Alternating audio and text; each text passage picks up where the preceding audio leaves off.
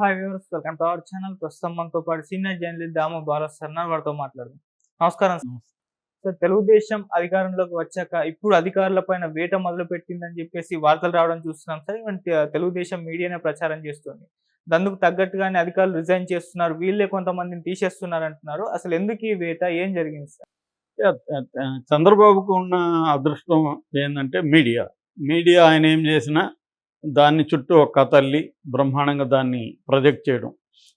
అంటే మనకి positioning and framing effect అంటారు బిహేవియరల్ ఎకనామిక్స్లో. ఫ్రేమింగ్ ఎఫెక్ట్ అంటే ఒక విషయాన్ని నువ్వు ఎలా ఫ్రేమ్ చేసి చూపిస్తావు అనేది. ఇప్పుడు దీన్నే అదే జగన్ చేస్తున్నాడు అనుకో ఉద్యోగుల మీద. జగన్ అరాచకం, ఉద్యోగులు అంతా నిద్రపోతున్నారా, ముద్దు నిద్ర లేవండి, ఉద్యోగులను ఇలా చేస్తుంటే మీకేం సిగ్గుశరం లేదా, ఐఏఎస్లు ఎందుకు ఉండేది, ఇలా ఉంటుంది నేరేషన్. అదే చంద్రబాబు చేస్తుంటే వేట మొదలైంది. జగన్ కి సపోర్ట్ చేసిన వాళ్ళందరూ ఒక్కొక్కడు తోలు తీస్తున్నాడు చంద్రబాబు. ఇలా రివర్స్లో ఫ్రేమింగ్ ఎఫెక్ట్ అనేది ఉంటుంది. అలాగే ఇప్పుడు మీడియా ఏం చేస్తుందంటే నిజానికి ఉద్యోగుల మీద, అధికారుల మీద చంద్రబాబు చాలా డే 1 నుంచి నిరంకుశంగా వ్యవహరిస్తున్నాడు. ఎందుకంటే అసలు అపాయింట్మెంట్లు ఇవ్వలేదు. శ్రీలక్ష్మి కావచ్చు, రామాంజనేయులు కావచ్చు, ఇలాంటి వాళ్ళకంత అపాయింట్మెంట్లు ఇవ్వలేదు. జవహర్ రెడ్డి లాంటి వాళ్ళని వీళ్ళని నీచంగా చూడడం కావచ్చు, వాళ్ళ మీద కేసులు పెట్టడం కావచ్చు, ఇవన్నీ స్టార్ట్ చేశారు. మనం వాసుదేవ్ రెడ్డి చూసాం, బెవరేజెస్, ఆయన ఇంటి మీద దాడులు జరిగాయి, కేసులు పెట్టారు. సో ఇలాగా 1 by 1 ఇదేంటంటే రివెంజ్ స్టోరీ.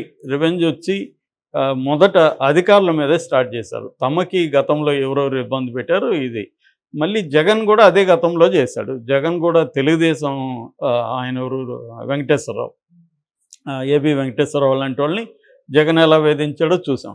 దాన్నంతా వీళ్ళు అప్పుడేమో ఇదే మీడియా, ఇదే మేధావులు, ఇదే తెలుగుదేశం వీళ్ళు, ఇదే పవన్ కళ్యాణ్ వీళ్ళందరేమో అప్పుడు ఇదో ప్రజాస్వామ్యమా, ఒక ఆఫీసర్ని ఇలా చేస్తుంటే మిగతా ఐఏఎస్ ఆఫీసర్లు ఏం చేస్తున్నారు, ఇదంతా మాట్లాడారు.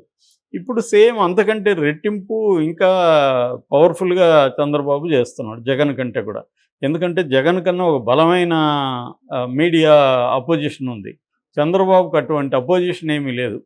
ఇటు వైసీపీ వీక్గా ఉంది, ఇంకా వైసీపీ మీడియా కూడా మొదటి నుంచి కూడా కంపేర్ చేస్తే వీకే. వాళ్ళకి సోషల్ మీడియా కొంతవరకు పర్వాలేదు, కానీ అది కూడా ఇప్పుడు సైలెంట్ అయిపోయింది. ఎందుకంటే సోషల్ మీడియాలో యాక్టివ్గా ఉన్న వాళ్ళంతా రోడ్ల మీదకి తీసుకొచ్చి మామూలుగా కొట్టట్లేదు, కొట్టి వాళ్ళని సారీలు చెప్పించి వీడియోలు పెడుతున్నారు. కాబట్టి వాళ్ళు కూడా భయపడిపోయి సైలెంట్గా ఉన్నారు. ఇంకా మెయిన్ స్ట్రీమ్ మీడియా అంత ఒక సాక్షి తప్ప వాళ్ళకి మిగతా వాళ్ళంతా TV9 కానీ ఎన్టీవీ వీళ్ళందరూ అంటే అటు ఇటు చూసి ఎటువైపు అధికారం ఉంటే అటువైపే సైలెంట్గా వెళ్ళిపోయే బ్యాచ్ వాళ్ళు. కాబట్టి సాక్షి ఒకటే కొంత వ్యతిరేకత ఉంటుంది. సాక్షి ఎప్పుడు కూడా ఎఫెక్టివ్ కాదు. అదే Telugu Desam media very strong, effective. వాళ్ళ సర్క్యులేషన్ కూడా, ఈనాడు సర్క్యులేషన్ ఇప్పటికి కూడా నెంబర్ 1. సో వీళ్ళ వ్యవహారం వేరేగా ఉంటుంది. ప్రొఫెషనలిజం కూడా మీకు సాక్షితో ఈనాడుని కంపేర్ చేయలేం. ఈనాడు ఎక్కడో ఉంటుంది ప్రొఫెషనలిజంలో. సో అందువల్ల చంద్రబాబు ఏది చేసినా కూడా వీళ్ళు లేపి చేస్తుంటారు.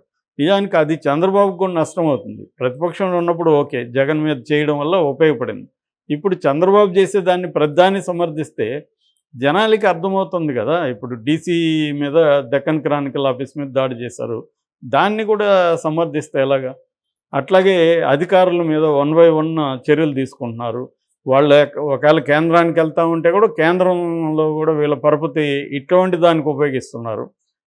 రాష్ట్రానికి కావాల్సిన ఫండ్స్ తెచ్చుకోవడం వాటి మీద కంటే తాము కక్ష తీర్చుకోవాలనుకున్న అధికారులు కేంద్రం సర్వీసులకు వెళ్దామని పెట్టుకుంటే అక్కడ ఇవ్వద్దని అని చెప్పేస్తున్నారు. వాళ్ళు ఇవ్వట్లేదు, మళ్ళీ చచ్చినట్టు ఇక్కడికి రావాలి.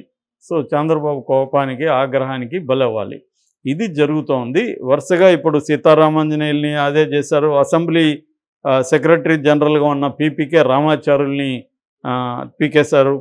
తర్వాత నీరబ్ కుమార్ ప్రసాద్, తుమ్మ విజయ్ కుమార్ రెడ్డిని సమాచార పౌర సంబంధాల కమిషనర్ ఆయన మీద, తర్వాత ధర్మారెడ్డి మీద, ఇద్దరి మీద కూడా విజిలెన్స్ కమిషన్తో కేసులు పెట్టిస్తున్నారు. అంటే వాళ్ళిద్దరూ అవినీతికి పాల్పడ్డారని విజిలెన్స్ దీంట్లో చేస్తున్నారు. రీసెంట్గా ప్రవీణ్ ప్రకాష్ మనకు తెలుసు, జగన్ దీంట్లో విద్యాశాఖలో పనిచేస్తాడు. ఆయన సీనియర్ ఐఏఎస్ ఆఫీసర్. సో ఆయన కొంత కొంత కాంట్రవర్షియల్ ఫిగర్ అని కూడా చెప్పుకోవచ్చు. అంటే ఒకప్పుడు 2002, 2003లో విజిలెన్స్ కమిషనర్ ఉన్నప్పుడు ఆయన చాలా ధైర్యంగా రోడ్డు వెడల్పు కార్యక్రమాలు ప్రభుత్వాన్ని కూడా ధిక్కరించి చేయగలిగాడు. మంచి పేరు వచ్చింది ఆయనకి అప్పట్లో. సో అప్పటి నుంచి కూడా ఆయనకి ఏందంటే తను అనుకున్నది చేయడం, తను ప్రజలకి ఇది మంచి అనుకున్నది చేయడంలో కొంత వివాదాస్పదం కూడా అయ్యాడు. అట్లాగే జగన్ పీరియడ్‌లో కూడా ఆయన చాలా ఇతర తనకంటే కూడా సీనియర్ ఐఏఎస్ ఆఫీసర్‌లను కూడా క్యాచ్ చేయలేదని ఇటువంటి విమర్శలు వచ్చాయి. తర్వాత బొత్సకి ఈయన ఏటీఎం లాగా ఉన్నాడని కూడా తెలుగుదేశంలో అప్పట్లో విమర్శించారు. సో ఆయన ఒక రకంగా జగన్‌కి నమ్మకమైన ఆఫీసర్. సో అతని మీద ఇప్పుడు వీళ్ళు మొదలుపెట్టారు. జీఎండీకి అంటే జీఏడీకి జనరల్ అడ్మినిస్ట్రేషన్‌కి అతను రిపోర్ట్ చేయమన్నారు. జూన్‌లో 25th రిపోర్ట్ చేయమంటే ఇప్పటివరకు అతనికి ఏం పోస్టింగ్ ఇవ్వలేదు. దాంతో అతనికి అర్థమైంది వీళ్ళు పొమ్మని లేక పొగబెడుతున్నారు. సైలెంట్‌గా అలా పోస్ట్ లేకుండా పెడితే అవమానకరంగా ఉంటుంది. అందుకని అతను వీఆర్ఎస్ తీసుకున్నాడు. యాక్చువల్గా అతను 1994 బ్యాచ్ ఐఏఎస్ ఆఫీసర్. అతనికి ఇంకా 7 ఏళ్ళు సర్వీస్ ఉంది. అయినా కూడా వీఆర్ఎస్ తీసుకున్నాడు. ఇమ్మీడియట్‌గా వీఆర్ఎస్ని కూడా వీళ్ళు ఓకే చేశారు. వీళ్ళకి కూడా అది కావాలి.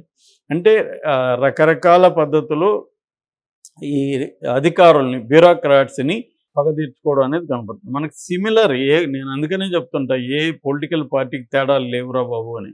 ఎందుకంటే వైసీపీ అదే చేసింది, అంతకుముందు కేసీఆర్ అదే చేశాడు, ఇప్పుడు రేవంత్ రెడ్డి అదే చేస్తున్నాడు, చంద్రబాబు అదే చేస్తున్నాడు. చంద్రబాబు మెరుగైన పరిపాలకుడు ఎలా అవుతాడు? నువ్వు గతంలో జగన్ చేసిన తప్పులు చంద్రబాబు చేయకపోతే చంద్రబాబును అప్రిషియేట్ చేయొచ్చు. జగన్ కంటే ఎక్కువ చేస్తుంటే ఇంకా తేడా ఏముంటుంది చంద్రబాబుకైనా జగన్కైనా? సో అందుకని ఎవరికి కూడా వీళ్ళకి ఏంటంటే రాగానే వీళ్ళకి రివెంజ్ పాలిటిక్స్ స్టార్ట్ అవుతాయి.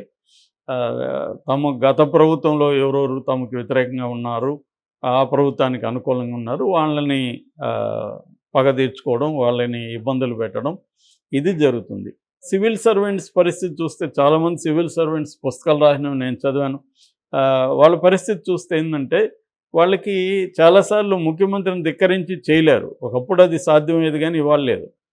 ఈవెన్ మోడీతో ఉన్న చాలామంది పుస్తకాలు రాశారు. వాళ్ళు కూడా గతంలో అయితే మోడీ మేము ఏదన్నా చెప్తే వినేవాడు, మమ్మల్ని అడిగేవాడు. ఇవాళ అదేం లేదు. ఆయన ఏం చెప్తే అది మేము విని దాన్ని ఫాలో కావాలి. ఒక్కొక్కసారి ఫ్యాక్చువల్ మిస్టేక్స్ ఉన్నా కూడా మేము దాన్ని కరెక్ట్ చేసే పరిస్థితుల్లో లేము. మళ్ళీ మేమేదో చిన్న చిన్న గ్రూప్ మీటింగుల్లో మేము చెప్పుకోవాలి తప్ప మా బాధలు. మోడీ దగ్గర నోరు తెచ్చే పరిస్థితి లేదు. బిగినింగ్లో అది అలో చేశాడు, తర్వాత ఆపేశాడు అని చెప్తున్నారు. సో ఇలాగే ఇప్పుడు ఏంటంటే ప్రతి ముఖ్యమంత్రి రాగానే తన చుట్టూ తన మేజర్గా ఏం చేస్తారంటే తన కులం వాళ్ళని పెట్టుకుంటారు ప్రధానంగా. ఎందుకంటే కులం లాయల్టీ ఒకటి పనిచేస్తుంది.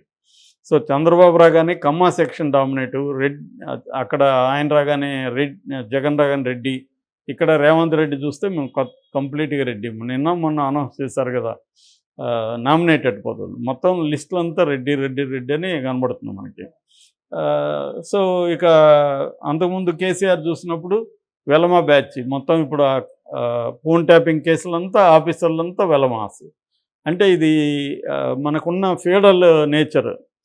కులం అనేది ఒక బలంగా ఒక లాయల్గా పనికొస్తుంది. మన కులం వాడంటే వాడు లాయల్గా ఉంటాడు. అందుకని వీళ్ళు అన్నిటికంటే ఇంపార్టెంట్ లాయల్టీ ఒకటి. రెండోది వీళ్ళు అనేక అరాచకాలు పాల్పడతారు కాబట్టి, అనేక అక్రమాలు చేస్తారు, అవినీతికి పాల్పడతారు కాబట్టి దీన్ని సపోర్ట్ చేసే బ్యూరోక్రాట్స్ని పెట్టుకోవడం.